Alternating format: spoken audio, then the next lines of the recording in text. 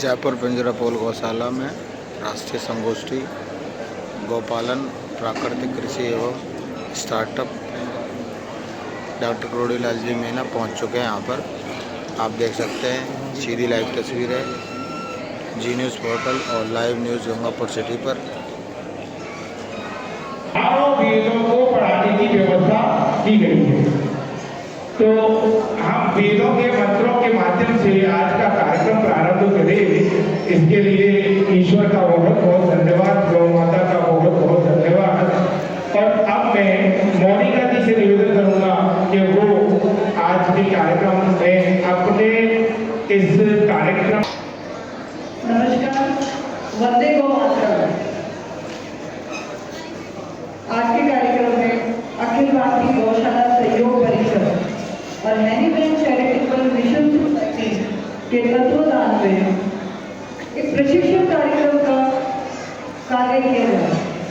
ये 30 दिन का 26, 27, 28 प्रशिक्षण कार्यक्रम गौ आधारित प्राकृतिक कृषि प्रशिक्षण देना पूरे राजस्थान और पूरे भारत में क्रांति लाने का कार्यक्रम शुरुआत करने के लिए हमारी संस्था हैनीमैन चैरिटेबल मिशन सोसाइटी और अखिल भारतीय गौशाला परिषद हमारे मंच में विराजमान हमारे कृषि मंत्री करोड़ीलाल जी का हार्दिक अभिनंदन और स्वागत करते हैं।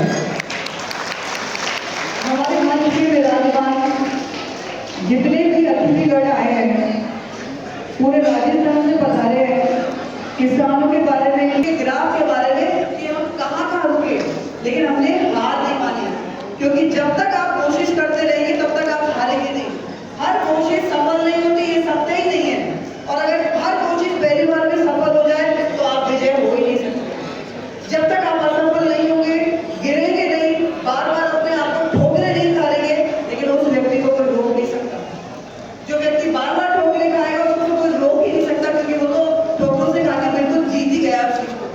तो आज में जितने भी लोग आए हैं, जो किसान आए, जो महिला आई है, जो एफपीओ आए, जो और भी जो प्रतिनिधि आए, बाहर हमारी जो वो एग्जीबिशन लगी है, सबसे एक वचन तो ये लेना ही चाहूंगी मैं इस चीज को लेके कि आपको गौ माता के लिए गौ आधारित खेती पे ही सब कुछ ज्यादा है। गौ के लिए अपने आप को तैयार कर लीजिए, गाय माता की सेवा के लिए। ये हमारा सिर्फ एक ही ध्यान, अगर आपने ये कर लिया तो आपके परिवार को आगे बढ़ने से कोई नहीं रोक सकता।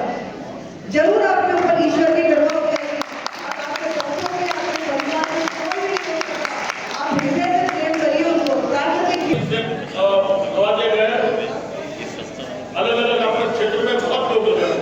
मैं ज्यादा नहीं बोलूंगा, वैसे मैं तुरंत देसी के कारण थोड़ा बोलूंगा।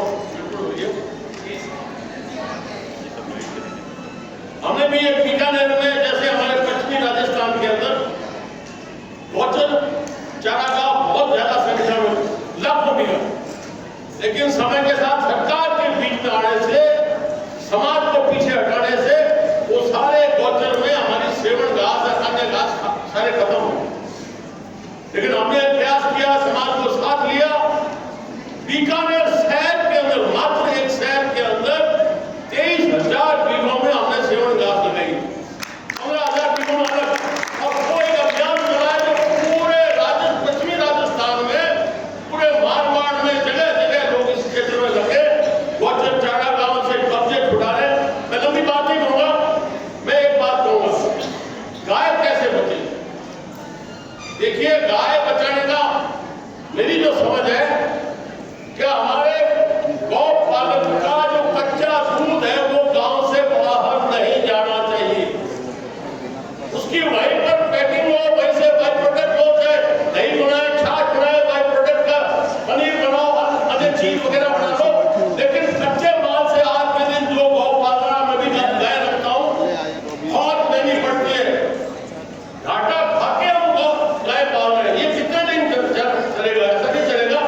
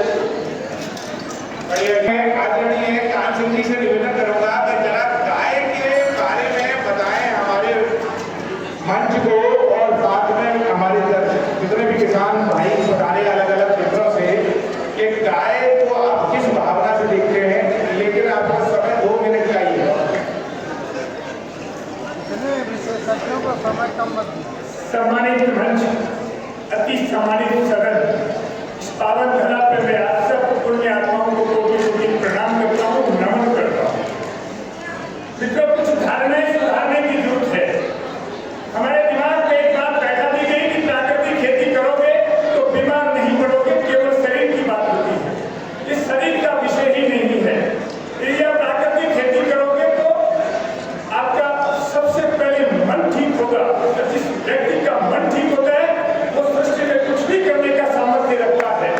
बीमारियां शरीर में नहीं होती है, बीमारियां व्यक्ति के मन में होती है। और मन को ठीक करने का सामर्थ्य सिर्फ प्राकृतिक को आधारित खेती के अंदर है। दूसरी एक अवधारणा चली हुई है, मैं चैलेंज करता हूँ आधुनिक जितनी भी चिकित्सा पद्धति है उनको, और दुनिया की जितनी भी चिकित्सा पद्धति और खान पान है उनको, कोई इस बात की गारंटी देने को तैयार नहीं है कि एक व्यक्ति 100 साल तक कभी बीमार नहीं पड़े।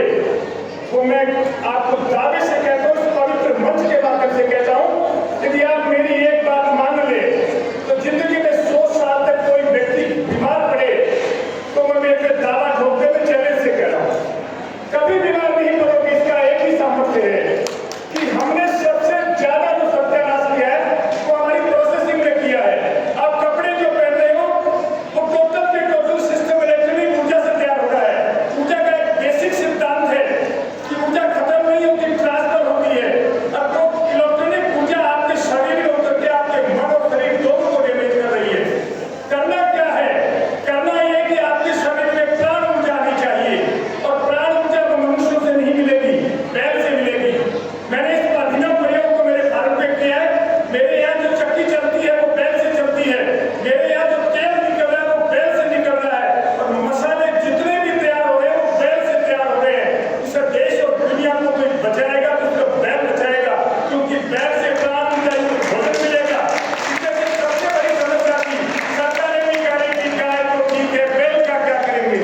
अरे बैल तो धरती का शिव ही है, वो तो धर्म का प्रतीक है। इसे धर्म और देश को केवल बैल बचाएगा, गाय बचाएगी, और दुनिया की कोई ताकत नहीं बचाएगी।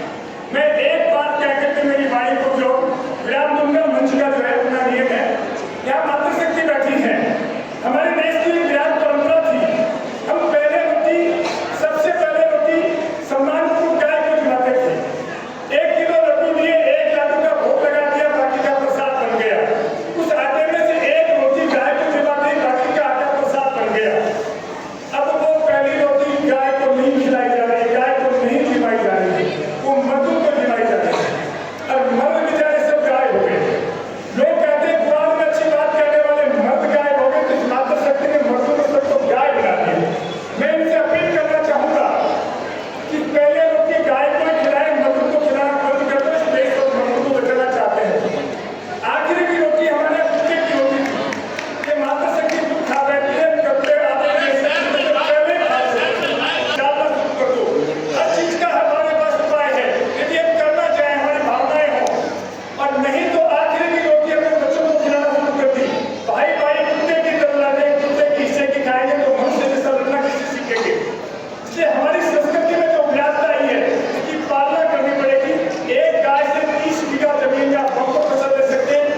ये देखना और समझना है तो जोत की रानी गूगल पे सर्च करें, और कभी भी आकर के आपका स्वागत है।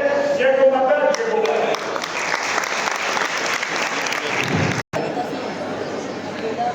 और मुझे यहाँ कुछ बताया नहीं था, बस आना है।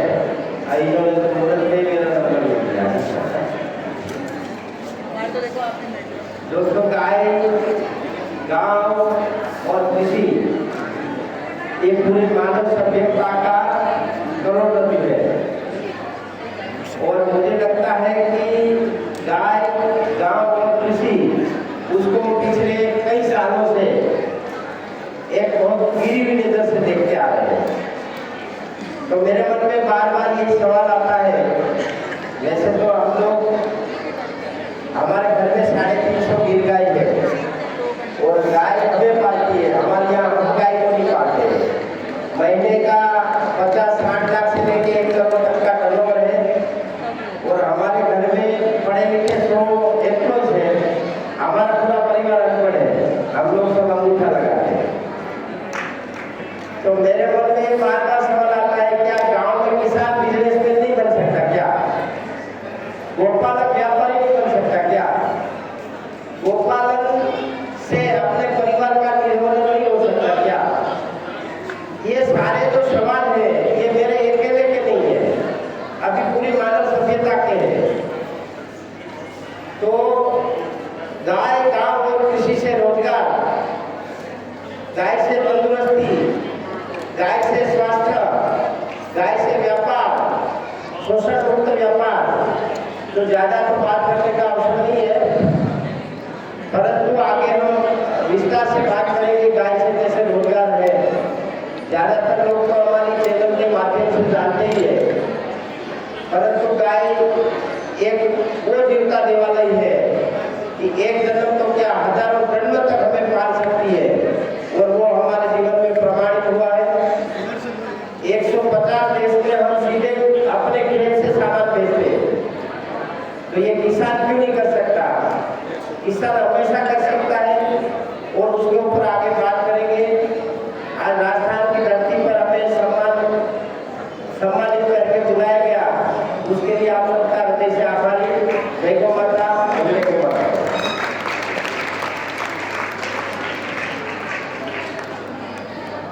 मैं शिवरतन जी से निवेदन करूंगा कि आप मंत्री जी के और सभी मंच के लिए एक बार मिर्जापुर गौशाला की तरफ से आगमन पर दो शब्द प्रस्तुत करें।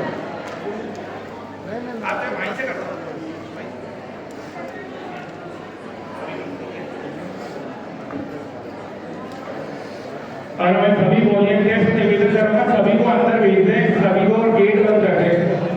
एक बार सभी जितने बाहर हैं सबको अंदर भेज दें। यही ना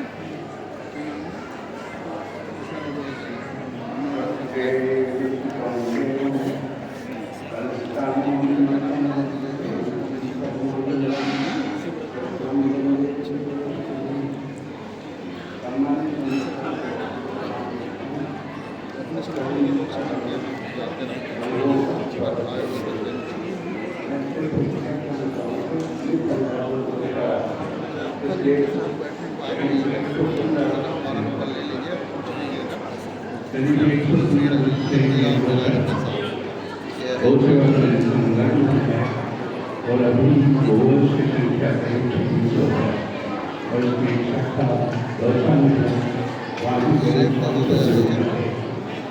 और हम पिछले कई वर्षों से ये निरंतर प्रयास कर रहे हैं कि जैविक क्षेत्र की तरफ हम किस तरीके से आगे जाए। तो इसके लिए हमने ये अतुल के सहयोग से यहाँ एक डेमोन्स्ट्रेशन पार्क भी बना रखा है, जहाँ सारे हिंदुस्तान से विदेशों से लोग आते हैं, वो देखते हैं वो कृषि को किस तरीके से किया जा सकता है, उसका यहाँ प्रशिक्षण भी दिया जाता है। इसी तरीके से हमने यहाँ एक नस्ल सुधार कार्यक्रम भी जारी कर रखा है। प्रत्येक गौशाला का ये दायित्व होना चाहिए कि हमारी जो नस्लें बिगड़ चुकी है, संकलित हो चुकी है, विदेशी नस्लों से संसाधन है, उनको हम इस तरीके से वापस सुधार करें।